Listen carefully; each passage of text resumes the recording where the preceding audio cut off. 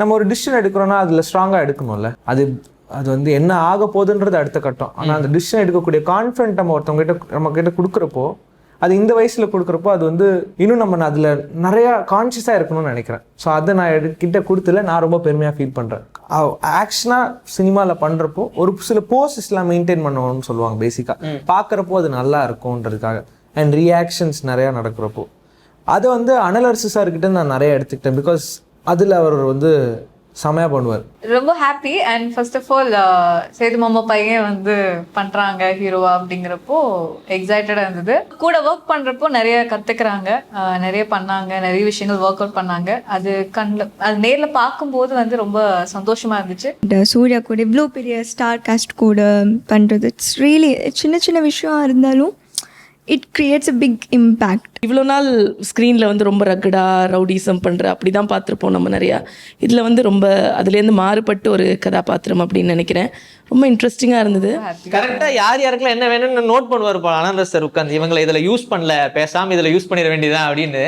அந்த மாதிரி யார் யார் எங்கெங்கே யூஸ் பண்ணணுமோ படத்தில் யூஸ் பண்ணிருக்காங்கன்ற ட்ரைலர் பார்க்கும் போதே தெரிஞ்சுது. ஸோ இந்த எக்ஸ்பீரியன்ஸ் அண்ட் சூர்யாவோட நடிக்கும் போது எப்படி இருந்துச்சு? ரொம்ப happy. And first of all Sethu மாமா பையன் வந்து பண்ணுறாங்க ஹீரோவா அப்படிங்கிறப்போ எக்ஸைட்டடாக இருந்தது. அண்ட் கூட ஒர்க் பண்ணுறப்போ நிறைய கற்றுக்குறாங்க, நிறைய பண்ணாங்க, நிறைய விஷயங்கள் ஒர்க் அவுட் பண்ணாங்க. அது நேரில் பார்க்கும்போது வந்து ரொம்ப சந்தோஷமாக இருந்துச்சு. அண்ட் தட்ஸ் ஹவ் அந்த மூவி வந்து சூப்பராக வந்திருக்கு. விஜய் சேதுபதி சார் ஏதாவது சொன்னாரா? இந்த படம்லாம் பார்த்துட்டு உங்ககிட்ட ஏதாவது சொன்னாரா? நல்லா இருக்குன்னு சொன்னாரு. உங்க கேரக்டரை பத்தி ஸ்பெசிஃபிக்கா ஏதாவது? அதான் எல்லா கேரக்டர்ஸுமே அந்தந்த கேரக்டர் ப்ராப்பரா உட்கார்ந்துருக்குன்னு சொன்னாரு.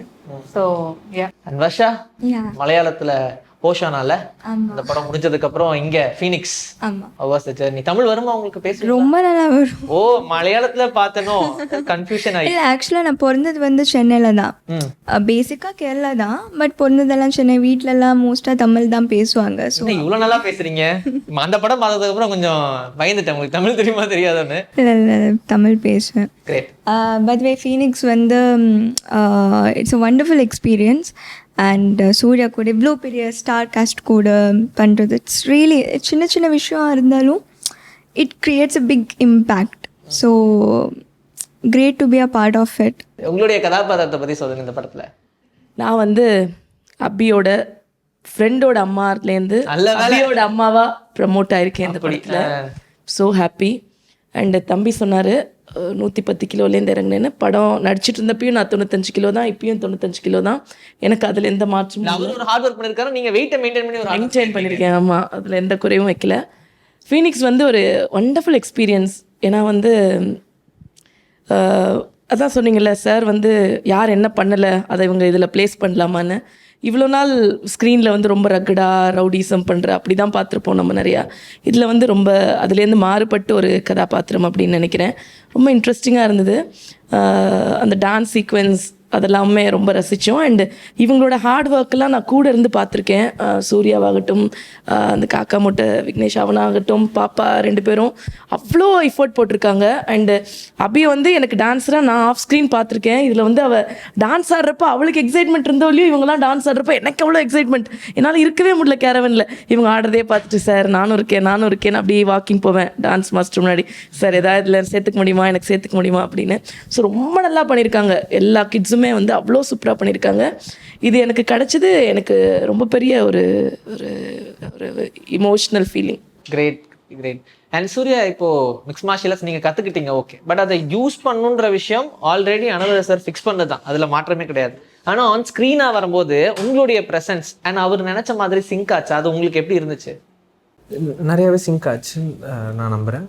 அண்ட் நம்ம அங்கே ஒரு கோரியோ பண்ணியிருப்போம்ல, இங்கே வந்து ஒரு ஏதாவது ஒன்று நடக்கும்.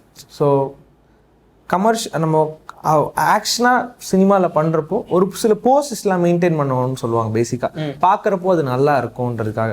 அண்ட் ரியாக்ஷன்ஸ் நிறையா நடக்கிறப்போ அதை வந்து அனல் அரசு சார்கிட்ட நான் நிறைய எடுத்துக்கிட்டேன். பிகாஸ் அதில் அவர் வந்து செமையாக பண்ணுவார், பண்ணி காட்டுவார். ஒரு சில டைம்ஸ் அவர் போஸ்ட்லாம் ஜென்ரலாக நிற்கிறப்போ நம்ம நோட்டீஸ் பண்ணோன்னா நல்லாயிருக்கும்.